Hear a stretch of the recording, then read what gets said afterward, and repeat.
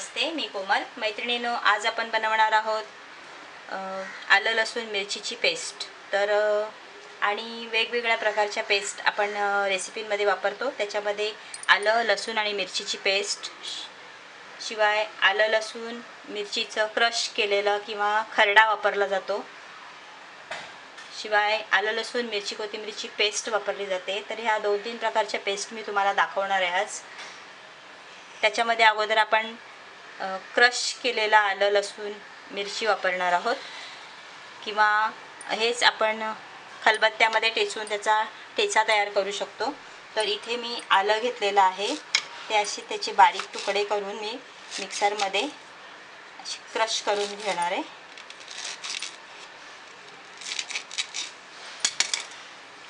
अशा प्रकारे हे सर्व आलं मी तुकडे करून घेणार आहे. आलं हे मी साल काढून घेतलेलं आहे. तुम्ही साल न काढता वापरलं तरी चालेल. अशा प्रकारे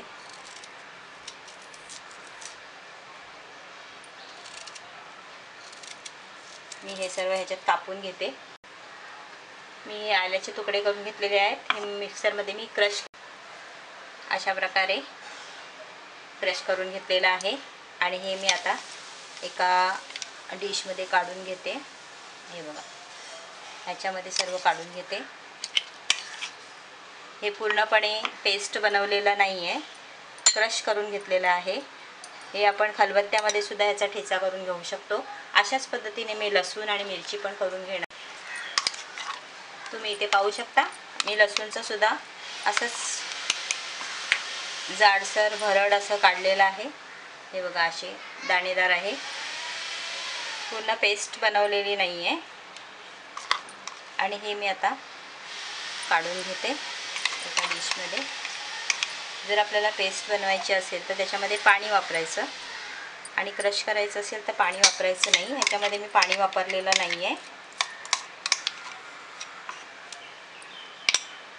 या वाटीमधलं मी येथे काढून घेतलेलं आहे.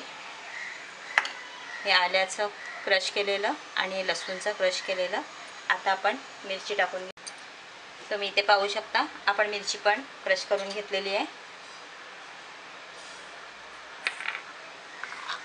आपण खलबत्त्यामध्ये अशाच पद्धतीने क्रश करून, म्हणजे त्याचा ठेचा करून घेऊ शकतो, किंवा मिक्सरमध्ये सुद्धा करून घेतलं तरी चालेल. हे बघा, असं भरड असं घेतलेलं आहे. ओबडधोबड भरड काढून घेतलेली आहे. ती मी आता या डिशमध्ये काढून घेते. आलं लसूण मिरचीचा खरडा किंवा क्रश केलेला आलं लसूण मिरची ही आपली तयार झालेली आहे. तुम्ही पाहू शकता. आताच आपण बनवले आलं लसूण आणि मिरचीचं क्रश करून घेतलेलं आहे. त्या पद्धतीने जसं मी सांगितलं तुम्हाला की आपण पेस्ट पण बनवू शकतो, तसंच आपण एकत्रसुद्धा बनवून घेतलं तरीसुद्धा चालेल. कारण की जसं आपल्याला इतर रेसिपींमध्ये जसं आपल्याला प्रमाण वापरायचं असेल तशा प्रमाणात आपण वेगवेगळ्या पद्धतीने वापरू शकतो. आपल्याला कमी प्रमाणात वापरायचं असेल तर एकत्र पेस्ट तयार केली तरी चालेल. आता इथे मी आलं घेतलेलं आहे. हे तुम्ही तुमच्या आवडीप्रमाणे त्याची क्वांटिटी ठेवायची. इथे मी आलं घेतलेलं आहे. ते आताच आपण तयार केलेली पेस्ट मिक्सरमध्ये त्याच्यातच मी तयार करते. त्यातच मी लसूणही टाकते. आपण ही एकत्र पेस्ट तयार. इथे आपण आता आलं लसूण आणि मिरच्या घेतलेल्या आहेत. ह्याच्यात एक छान अशी फाईन पेस्ट तयार करणार आहोत.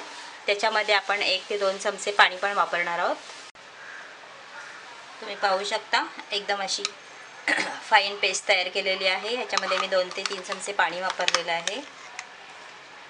हे मी आता इथे वाटीमध्ये काढून घेते.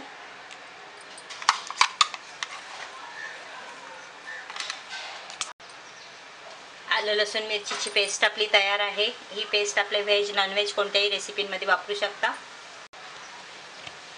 आता आपण बनवली आलं लसूण मिरचीची पेस्ट. आता बनवणार आहोत आलं लसूण मिरची कोथिंबीर आणि कढीपत्त्याची पेस्ट. ह्याच्यामध्ये आपण पुदिनासुद्धा वापरू शकता, पण माझ्याकडे पुदिन्याची पावडर बनवलेली आहे म्हणून मी याच्यामध्ये पुदिना वापरत नाही आहे.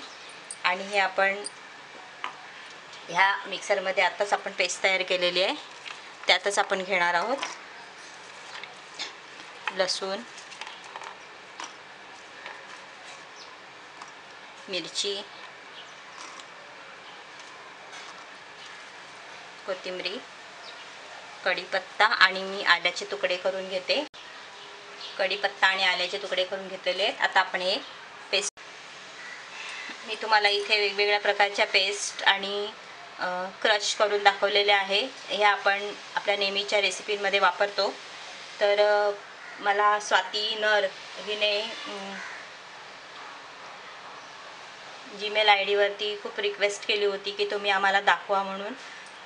तुम्ही या पेस्ट कशा तयार करता आणि फ्रीजमध्ये कशा टिकवून ठेवता ते सांगा. तर सांगण्याचं तात्पर्य की मी ह्या पेस्ट अशा तयार करून ठेवून देत नाही, तर जेव्हा मला हव्या असतील तेव्हाच मी तयार करते, फ्रेश बनवते आणि वापरते. तरीसुद्धा मी सांगते की ह्या 7 ते 8 दिवस फ्रीजमध्ये चांगले टिकतात जर तुम्ही जास्त प्रमाणात बनवून ठेवलं तर. त्याच्यानंतर तुम्ही फ्रीझरमध्ये ठेवा, एक लॉकवाल्या बॅगमध्ये किंवा हवाबंद डब्यामध्ये, कंटेनरमध्ये घालून फ्रीझरमध्ये ठेवा. जेव्हा तुम्हाला वापरायचे असतील तेव्हा 10 मिनटं अगोदर बाहेर काढून ठेवत जा. रूम टेम्परेचरमध्ये आल्यानंतर ते छान अशा मऊ होतील आणि मग तुम्ही वापरू शकता.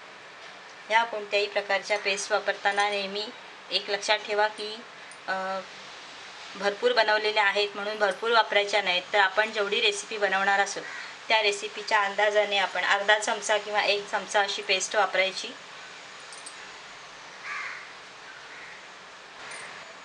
अशा आपल्या पेस्ट तयार आहेत. तर तुम्हाला हा व्हिडिओ कसा वाटला हे तुम्ही कमेंट बॉक्समध्ये नक्की सांगा. आणि जर तुम्हाला हा व्हिडिओ आवडला असेल तर तुम्ही रेसिपी खाली लाईक करा आणि सबस्क्राईब करायला विसरू नका. धन्यवाद.